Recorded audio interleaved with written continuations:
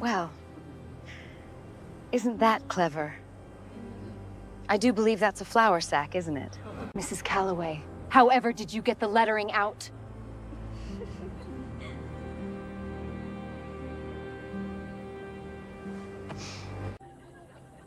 Keep your chin up, sweetheart. Walk with me.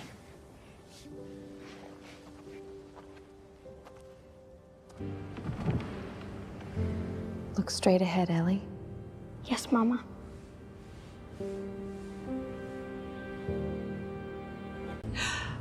Mrs. Ashford, before you say whatever you're about to say, I'd like to properly introduce myself. My name is Thomas Langford. I own the Cross Creek Land Company. Imagine a church full of people, laughing at a 9-year-old girl's dress. Now imagine one man in the back pew who says nothing, who simply watches and remembers. 3 weeks later, half of Millbrook would know his name, and none of them would ever laugh at that little girl again. But before any of that could happen, a widow named Ruth Calloway had to make a choice no mother should ever have to make. And it started, as so many hard winters do, with a dress made from a flour sack. Ruth Calloway had buried her husband on a Tuesday in March, 2 years before this story begins, and she had not stopped working since. Daniel Calloway had been a good man, steady and quiet, the kind of husband who fixed what was broken before he was asked to, and never once raised his voice in 12 years of marriage. He had died of a fever that came on fast and left even faster, the way such things sometimes did on the frontier, and Ruth had gone from wife to widow in the space of 9 days, with a 6-year-old daughter clinging to her skirts, and a house full of silence where a man's boots used to be. Daniel had left behind a small house at the edge of Millbrook, a Texas cattle town of some 400 souls, and precious little else. No land worth mentioning, no savings, and a debt at the general store that Ruth was still paying down, a few coins at a time, whenever the sewing allowed it. Millbrook was not an unkind town, not on the whole. It had a church, a schoolhouse, a livery stable, 2 general stores, and enough cattle money passing through it each fall to keep most families fed through the winter that followed. But money in a cattle town tended to flow toward the men who owned the herds, and very little of it ever found its way to a widow with nothing to sell but her needle and thread. She sewed for anyone who would have her, hems for the banker's wife, shirts for the men who worked the rail line, quilts when someone could spare the fabric and the coin. It was honest work, and Ruth was good at it. Her stitches were straight, her seams held, and in a town where most women made their own clothes, that skill was the only thing standing between her family and true poverty. Her daughter Ellie was 9 years old now, quick-witted and quieter than most children her age, the kind of quiet that comes from watching a mother carry more than she should have to carry alone. Ellie never complained. She helped fold linens, swept the little front room they used as a workshop, and asked for nothing beyond what her mother could give. She had a way, too, of noticing things. The tired set of her mother's shoulders after a long day bent over the sewing table, the particular silence that fell over the house near the anniversary of her father's death, and of quietly trying to make things easier in whatever small way a 9-year-old could manage, bringing her mother coffee unasked, or finishing the sweeping before Ruth thought to ask for it. That spring, what her mother could give had grown thinner than usual. The winter had been hard, colder and longer than most, and it had cost Ruth 2 of her steadiest customers, who had packed up their households and moved on to San Antonio in search of better prospects, taking their sewing money with them. The debt at Merriweather's general store had crept up past what Ruth was comfortable carrying, and there was no money for new cloth. Not for curtains, not for a coat, and certainly not for a church dress for a growing girl. So when Easter Sunday drew near, and Ellie's only good dress had grown too short at the wrist and too tight through the shoulders, Ruth did what women on the frontier had always done when there was nothing else to be done. She went to the empty flour sacks stacked behind the kitchen, chose the 2 with the softest weave and the least printing on the cloth, and set to work. She worked by lamplight for 3 nights running, after Ellie had gone to bed. She bleached the sacks until the faded lettering was little more than a ghost beneath the fabric. She cut the pattern carefully, the way she cut every pattern, as though the cloth itself deserved her best effort, regardless of where it had come from.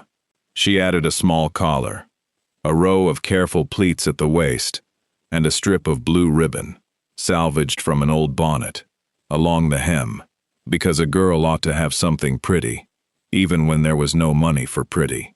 When she finished, in the gray hour before dawn, she held the dress up to the lamp and turned it this way and that, checking every seam.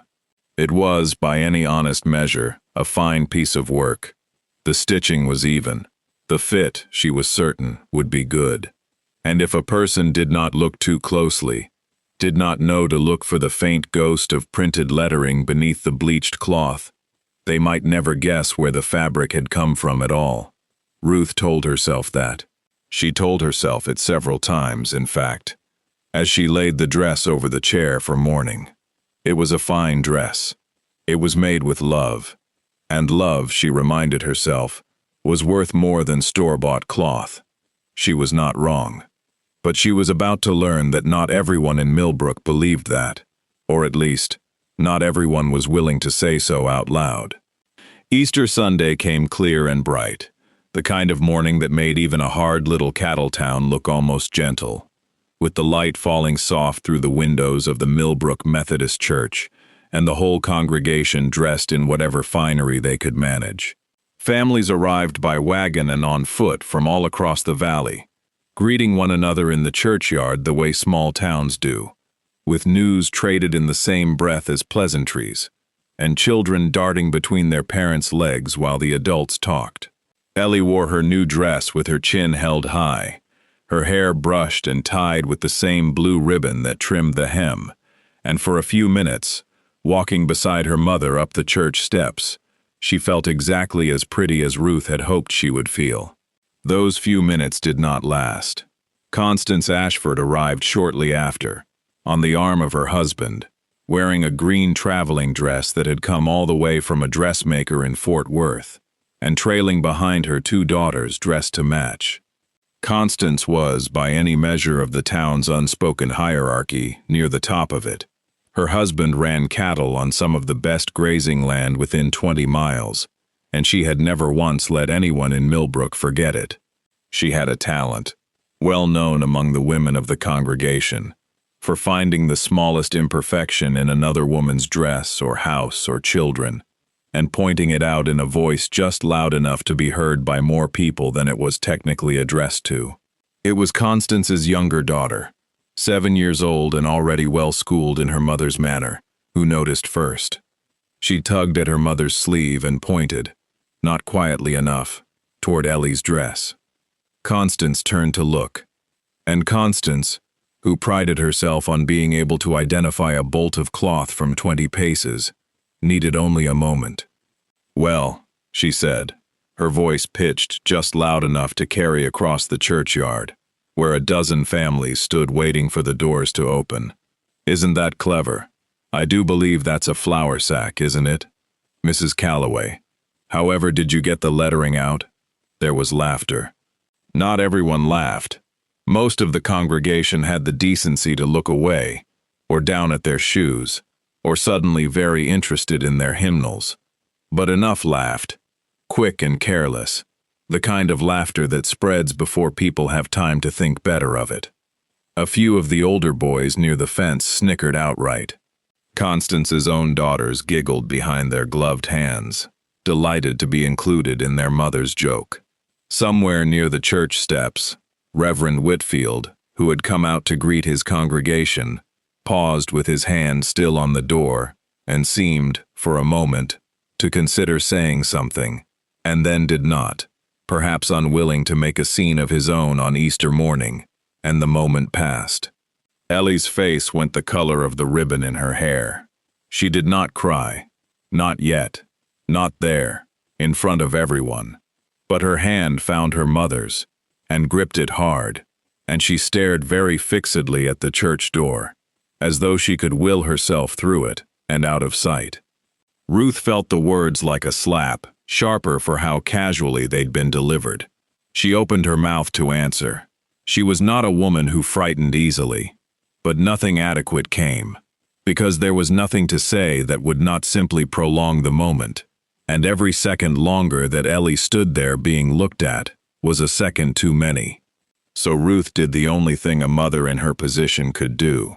She squeezed her daughter's hand, lifted her own chin the way she had taught Ellie to do, and walked her past Constance Ashford and through the church doors without another word. It was not until they were seated, near the back, that Ruth allowed herself to notice the stranger. He was sitting alone in the last pew on the far side of the church, a man she did not recognize, dressed plainly enough that she took him at first for a drifter or a hand looking for work, a gray wool coat, worn at the cuffs, no hat, hair a little too long for town fashion. He had not laughed. In fact, he had not moved at all during the whole exchange, had simply watched, first the girl, and then Constance Ashford, with an expression Ruth could not quite read. Not pity, exactly, and not anger either, though there was something underneath the stillness that suggested he had noted every word and intended to remember them. His jaw had tightened, just slightly, at the sound of the laughter, and then relaxed again, as though he had made some private decision and set it aside for later. Ruth thought little of it at the time. Strangers passed through Millbrook often enough, looking for work on one ranch or another, and there was no reason to imagine that this one was any different. She turned her attention back to Ellie, who sat rigid and red-eyed beside her, and to the service, which she barely heard a word of. She did not know his name. She would not learn it for several more weeks. His name was Thomas Langford, and he owned more grazing land than anyone within 100 miles of Millbrook, including, though she did not yet know it, the very ranch that fed Constance Ashford's husband's cattle each winter when the Ashford land ran dry. The days after Easter did not get easier. By Tuesday, the story of the flour sack dress had made its way around Millbrook the way such stories always did, in a town small enough that everyone knew everyone else's business, through the butcher, through the schoolyard, through the women who gathered at the well each morning to trade news along with water. Ruth Calloway had made her daughter a dress out of a flour sack, and Constance Ashford had caught her out in front of half the church. Some of the women who heard it felt a flicker of sympathy. A few even said as much, quietly, to each other, when Constance wasn't nearby to hear it. Sarah Boone, a widow herself who lived 2 houses down from the Calloways and had known hard winters of her own, stopped by on Monday afternoon with a basket of eggs she could barely spare, and said little beyond, "Pay her no mind, Ruth. Constance Ashford has been finding new ways to remind this town who has money and who doesn't, since before either of us had children old enough to notice." It was a small kindness, but Ruth held on to it more tightly than she let on. But sympathy, Ruth was learning, did not put coins in a jar, and it did not make Constance Ashford's tongue any kinder. At school, the older children had heard the story from their parents, and children being children, they were not gentle with it. Ellie came home on Wednesday with her pinafore torn at the shoulder. Not badly, but enough that Ruth's hands shook a little as she mended it that evening, and would not say exactly how it had happened, only that some of the boys had been playing a game that involved pulling at her dress and asking if it was still good for baking bread. One boy in particular, the Ashford girl's cousin, had taken to calling her Miss Flapjack in the schoolyard, a name that had, by Thursday, spread to nearly every child in her grade. Ruth wanted to march to the schoolhouse and put a stop to it herself. She wanted, more than that, to march to the Ashford ranch and say several things to Constance that a respectable widow was not supposed to say to anyone, let alone the wife of the richest man in the county. She did neither. She could not afford to make an enemy of the Ashfords. Not with the debt at Merriweather's growing. Not with half her sewing customers connected to the Ashford family by blood or by business. one way or another. It was not, Ruth reminded herself, the first time Constance had done something of the sort. 2 winters back, it had been the Delgado family, newly arrived from south of the border, with barely enough English between them to order flour, whom Constance had loudly corrected in front of the whole mercantile over some small matter of manners, until Mrs. Delgado had stopped coming into town altogether for the better part of a season. The winter before that, it had been a hired hand's wife, mocked for darning her husband's shirt in public rather than replacing it. Constance Ashford, it seemed, had a particular gift for finding whoever in town had the least means to answer her, and Ruth understood, with a kind of tired clarity, that she and Ellie had simply become this season's chosen target. So instead, Ruth did what she had always done. She kept sewing. She kept her head down. She told Ellie, in the gentlest voice she could manage, that unkind people said unkind things because it made them feel bigger than they were, and that none of it changed who Ellie really was, or how much her mother loved her. Ellie nodded when she heard it, the way children nod when they want an unpleasant conversation to end, and Ruth was not at all certain the words had done any good. The debt at the general store did not improve. Mrs. Merriweather, who ran the store with her husband and had known Ruth since before Daniel's death, was not an unkind woman, but a store could not survive on kindness alone. On Thursday, she took Ruth aside near the flour barrels, an irony that was not lost on either of them, and told her, as gently as she knew how, that the balance had grown to nearly $11, and that Mr. Merriweather had begun asking questions about it at supper. "I'm not asking you to pay it all at once, Ruth," she said. "Lord knows I understand hard times, but he's talking about writing to your kin, or worse, about not extending any more credit until it's settled. I wanted you to hear it from me before you heard it from him." Ruth thanked her, and meant it, and walked the 2 miles home with a knot in her stomach that did not loosen for the rest of the day. $11. She could sew for a month straight and not see $11 clear, not with the customers she had left, not with 2 mouths to feed and coal to buy before the next cold snap. She ran the numbers again and again in her head as she walked, the same numbers, refusing to add up any differently no matter how many times she tried. That Sunday, rather than face church again so soon, Ruth walked instead to the small cemetery at the edge of town, where Daniel was buried beneath a modest wooden marker that she had carved herself, since there had been no money for stone. She brought no flowers. There were none worth cutting yet, this early in the spring, and simply sat beside the grave for a while, in the kind of silence a person only shares with someone who is no longer there to answer.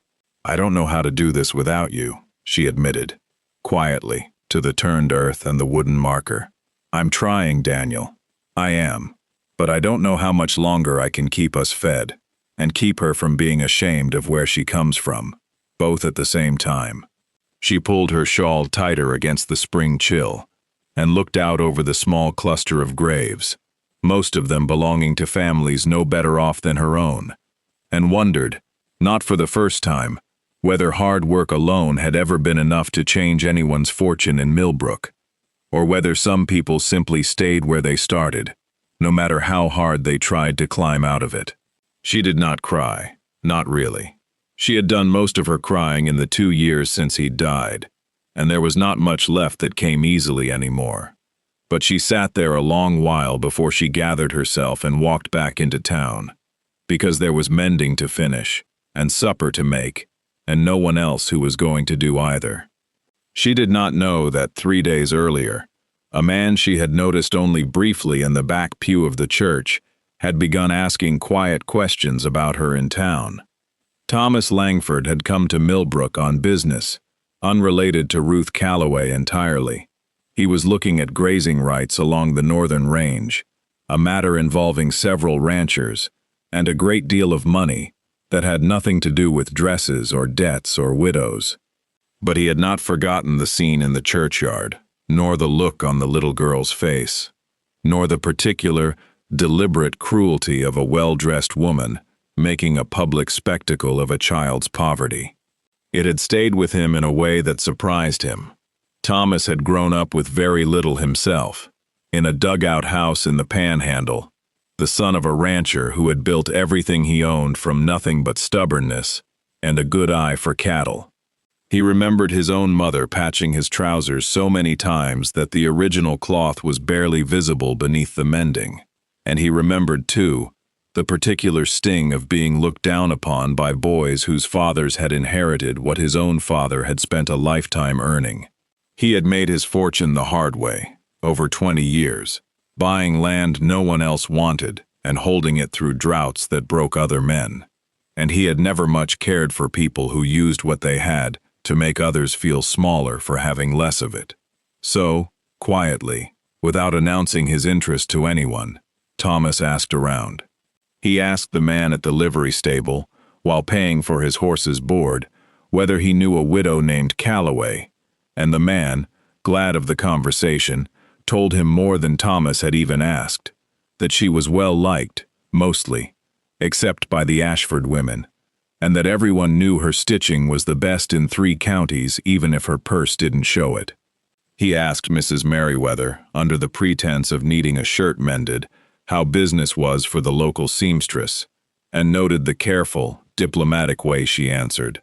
The kind of answer a person gives when they know more than they're willing to say to a stranger. He learned, piece by piece, the way a careful man learns anything worth knowing, that Ruth Calloway had lost her husband 2 years past, that she supported herself and her daughter entirely through sewing, that she owed a debt at the general store that was growing rather than shrinking, and that Constance Ashford had, in fact, made something of a habit of finding small ways to remind the town's less fortunate families exactly where they stood, that the flour sack dress had not been the first such incident, only the most recent and the most public.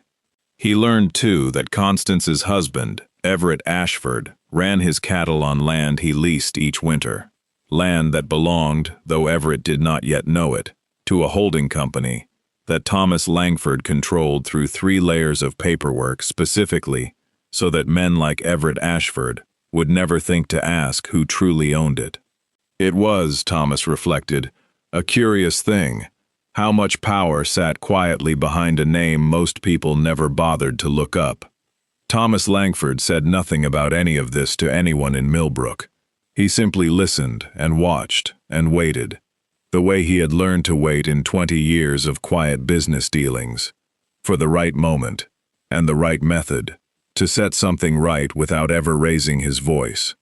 On a Wednesday evening, some 10 days after Easter, Thomas Langford walked into Merriweather's general store just before closing, when the last of the day's customers had gone, and Mr. Merriweather was beginning to bank the stove for the night. He did not announce himself as anyone in particular. He simply asked, in the plain, unhurried manner he used for most of his business, whether the store carried an outstanding balance for a Mrs. Ruth Calloway, and if so, what the amount stood at. Mr. Merriweather, somewhat surprised, checked his ledger and told him $11.40, though it had been growing by the week. "I'd like to settle it," Thomas said, "in full. And I'd like it understood between us that Mrs. Calloway is not to know where the payment came from. Not tonight, not ever, unless I choose to tell her myself." Mr. Merriweather, who had run a general store long enough to have seen a great many strange requests, did not ask too many questions. Thomas Langford's coat might have been plain, but his money was not, and the way he counted out the bills, without hesitation, without checking his purse twice, told Merriweather everything he needed to know about the man's means, even if the name meant nothing to him yet. He watched Thomas fold the receipt into his coat pocket and thought, not for the first time in his years running the store, that a person could rarely tell the size of a man's fortune by the state of his boots. "Consider it settled," Merriweather said, writing a clean line through the ledger entry. "And you have my word. She won't hear it from me." That would have been enough, on its own, to change a good deal for Ruth Calloway. But Thomas was not finished. The following week, he rode 2 days east to the town of Cedar Falls, where a dressmaker named Adelaide Pruitt had built a considerable reputation among the wealthier ranch families for the quality of her work. Proper cloth, careful tailoring, the kind of dress a banker's daughter might wear to a wedding. Her shop sat on the town's main street, its window display always changing with the season, and Thomas had heard her name spoken with real respect by more than one rancher's wife during his travels.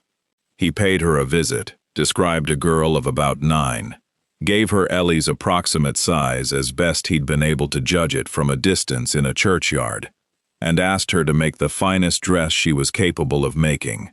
Good cloth, sturdy stitching, nothing flashy or overdone, but plainly, unmistakably well made. "For your daughter?" Mrs. Pruitt asked, threading a needle as she took his measurements down. "No," Thomas said, "for someone who deserves better than what she's been given a reason to expect." Mrs. Pruitt studied him a moment, the way a woman who has spent her life reading the true intentions of strangers sometimes does, and then simply nodded, as though satisfied that whatever his reasons were, they were good ones. He paid in full, in advance, and asked that the dress be delivered to him directly rather than shipped, so that he could see it delivered himself, and asked that it be finished within 2 weeks, in time, though he did not say so aloud, for the next Sunday service that mattered. While he waited, Thomas did one more thing, quieter still than the rest. He made a few discreet inquiries through his own business associates about Everett Ashford's cattle operation, and confirmed what he had already suspected, that Ashford leased nearly 600 acres of winter grazing land each year from a holding company Thomas controlled. Land that Ashford's herd could not survive without, and land that Ashford had never once bothered to ask the true ownership of, content simply to pay his lease and assume the arrangement would continue indefinitely, the way a man does when he has never had reason to imagine it could be otherwise. Thomas made no immediate move regarding the lease. He simply noted it, the way a careful man notes every piece on a board before he decides how the game will end. He was not interested in ruining Everett Ashford, or even particularly in punishing Constance. He was interested in something quieter and, he thought, more lasting, in making certain that a mother who had done nothing wrong and a little girl who had done nothing at all would not spend the rest of their lives in Millbrook being reminded of a flour sack dress. The dress arrived on a Friday, packed carefully in brown paper, and Thomas examined it himself before wrapping it again. Pale blue cotton, finer than anything Ruth Calloway had likely touched since her wedding day, with proper lace at the collar and careful pin tucking at the bodice, the kind of dress that spoke for itself the moment anyone laid eyes on it. He turned it over once in his hands, satisfied, and folded the brown paper back into place. He did not deliver it to the Calloway house directly. That, he decided, would raise too many questions too soon, and questions were not yet part of his plan. Instead, he arranged, through a small payment and a promise of discretion, for the parcel to be left anonymously on Ruth Calloway's porch on Saturday evening, with a plain note attached that read only, "For Ellie. No name is needed. Wear it well." Ruth found it after dark, when she stepped outside to bring in the wash. She stood on the porch for a long while, turning the note over in her hands, looking up and down the empty street as though the giver might still be standing there, waiting to be thanked. No one was. She carried the parcel inside and set it on the table, and when she unwrapped it and saw the dress within, the real cloth, the careful stitching, finer than anything she herself had made in years, she sat down very suddenly in her kitchen chair and did not move for some time. Ellie, hearing the quiet, came to the doorway and stood watching her mother, uncertain whether to speak. She thought, at first, that it might be a mistake, a parcel meant for another house, but the note said Ellie's name plainly enough, and there was no mistaking the intention behind it. Someone in Millbrook, or passing through it, had seen what happened at Easter, and had chosen, quietly, to answer it. Ruth did not sleep well that night, turning over every name she could think of, every possible kindness she had done for someone who might have wished to repay it. She did not think, even once, of the quiet stranger in the back pew. She had no reason to. The following Sunday, Ellie wore the blue dress to church, and for the second time in a month, every eye in the churchyard turned toward her, though this time, for an entirely different reason. The dress fit as though it had been made for her, because it had. The cloth caught the morning light in a way that flour sacking never could, and the careful lace at the collar drew more than one admiring glance from women who recognized good tailoring when they saw it. Ellie walked a little taller that morning, though she was careful, this time, not to look toward the Ashford family as she passed. Constance Ashford noticed the dress immediately. Constance noticed everyone's clothing immediately, as a matter of habit. And for a moment, her expression flickered with something like confusion, quickly followed by suspicion, and then, unmistakably, by irritation. She opened her mouth, plainly intending to remark on it, perhaps to ask, with the same false sweetness as before, where the Callaways had suddenly come into such fine cloth. She did not get the chance. Thomas Langford, who had returned to Millbrook that morning specifically for this purpose, stepped forward from where he had been standing near the church steps, removed his hat, and addressed the small crowd gathered in the churchyard in a voice that was calm, unhurried, and carried nonetheless to every corner of the yard. "Mrs. Ashford," he said, "before you say whatever you're about to say, I'd like to properly introduce myself. My name is Thomas Langford. I believe your husband leases his winter grazing from the Cross Creek Land Company." He paused, letting the name settle. "I own the Cross Creek Land Company." The churchyard went very quiet. Everett Ashford, standing a few feet from his wife, went pale in a way that had nothing to do with dresses, and everything to do with 600 acres of land his herd could not survive without. Constance's mouth remained open, though no sound came from it. A murmur passed through the gathered families, quiet and quick, the sound of a dozen people suddenly reconsidering everything they thought they understood about the plainly dressed stranger who had been quietly passing through their town for the better part of a month. "I was here 3 Sundays ago," Thomas continued, his eyes moving, briefly and without malice, to Ellie, who stood very still beside her mother, uncertain what was happening, but sensing, correctly, that it mattered. "I watched a little girl get laughed at in front of this entire congregation, because her mother did the best she could with what she had. I didn't say anything that day. I've come to say something today instead." He did not raise his voice. He did not raise his voice. He did not raise his voice. "Freely given, and it's the only one I intend to give. What I'd ask, from this church and this town, is a good deal simpler. That a widow, working honestly to raise her daughter, be shown the same courtesy anyone would want shown to their own family, whether she's dressed in flour sacking or in silk." He put his hat back on. "That's all I came to say." The silence that followed was, for Constance Ashford, the longest of her life. Several of the women nearby would later say it was the first time they had ever seen her at a complete loss for words, and notably, the last time anyone in Millbrook heard her speak unkindly of the Callaway family, ever again. Sarah Boone, standing not far off, would tell the story for years afterward, always ending it the same way, that watching Constance Ashford search for something to say and find nothing at all was, in her opinion, the finest sermon Millbrook had ever witnessed, and it hadn't even been given inside the church.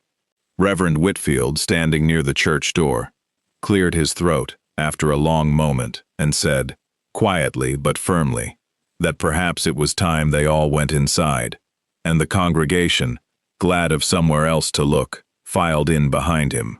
Ellie, walking past Constance's daughters on her way through the doors, said nothing at all.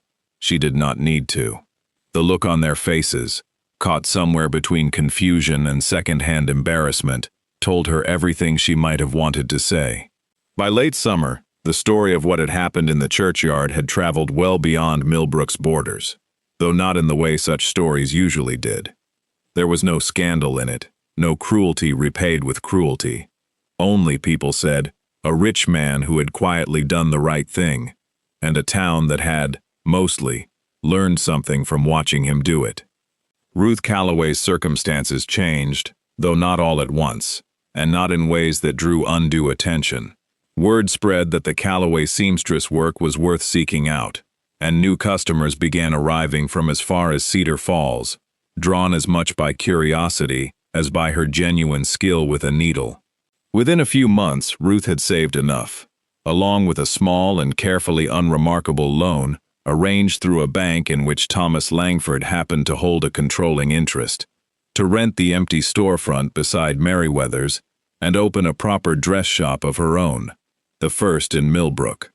She hung a hand-painted sign above the door that simply read Calloway's, and stocked it with the finest cloth she could afford, determined that no child who walked through her door would ever leave without something that fit them properly. She never learned, not with certainty, exactly how the loan had come to be approved so easily, or why the terms had been so generous. She had her suspicions. She did not ask Thomas Langford directly, and he never offered to explain, content, it seemed, to let his kindness remain mostly unspoken, the way it had been from the beginning. Constance Ashford, for her part, never again mentioned the Calloways in public, though the townspeople noticed she had grown noticeably quieter overall, less inclined to comment on the shortcomings of other families' clothing or manners. Whether this was true reflection on her part, or simply the lingering caution of a woman who now understood how little she truly knew about the strangers passing through her churchyard, no one in Millbrook could say for certain, and most agreed it hardly mattered which. The result, either way, was the same. Ellie grew, as children do, and the memory of the flour sack dress faded from something painful into something else entirely. A story she would tell, years later, to her own children, about the winter her mother had made her a beautiful dress out of nothing at all, and the stranger who had made sure the whole town knew it mattered. She grew into a steady, capable young woman, and in time she took up a needle herself, working alongside her mother in the shop on Saturdays, learning the same careful stitches Ruth had taught herself, out of necessity all those years before. She kept the original dress. Ruth had offered, more than once, to let it go. It was patched now, outgrown, of no practical use to anyone. But Ellie would not hear of it. She folded it carefully and kept it in a small wooden box at the bottom of her dresser, alongside a blue hair ribbon and a note, still creased from being read too many times, that read simply, "For Ellie. No name is needed. Wear it well." Thomas Langford visited Millbrook from time to time over the following years, always on legitimate business, always careful to make no particular fuss over the Calloway family, though he never failed to stop by the dress shop when he passed through, and Ruth never failed to have coffee waiting when he did. The town, in time, grew used to the sight of the quiet rancher stepping through the door of Calloway's, exchanging a few unhurried words with its owner, and thought little more of it than they thought of any other familiar habit in a town where everyone eventually came to know everyone else's comings and goings. Whether anything more than friendship ever grew between the quiet cattle baron and the widow who had once been mocked for a flour sack dress, the people of Millbrook were never entirely sure, and neither Ruth nor Thomas ever saw fit to tell them. Some things, Ruth had come to believe, were better left quiet, the same way the kindest things so often are. That's where we'll leave Ruth and Ellie Calloway, and the quiet cattleman who never raised his voice, but never let a wrong go unanswered either. If you were listening to this story while doing something else today, maybe with a cup of coffee going cold beside you, or out on the porch as the evening cools down, or working with your hands the way Ruth did, every single day of her life, I'd love to know. Tell me down in the comments what you were doing while this story kept you company. And if you don't mind, I'd love to know what part of the world you're joining us from tonight. This little corner of the internet has found friends from more places than I ever imagined when I started telling these stories, and it means more than you know to hear where you're all watching from. If a story like Ruth's, about quiet strength, and about the kind of person who notices what others overlook, is the sort of story that speaks to you, I'd be grateful if you'd consider subscribing, so you don't miss the next one. And if you enjoyed the time we spent together today, a like helps this little channel more than you'd think.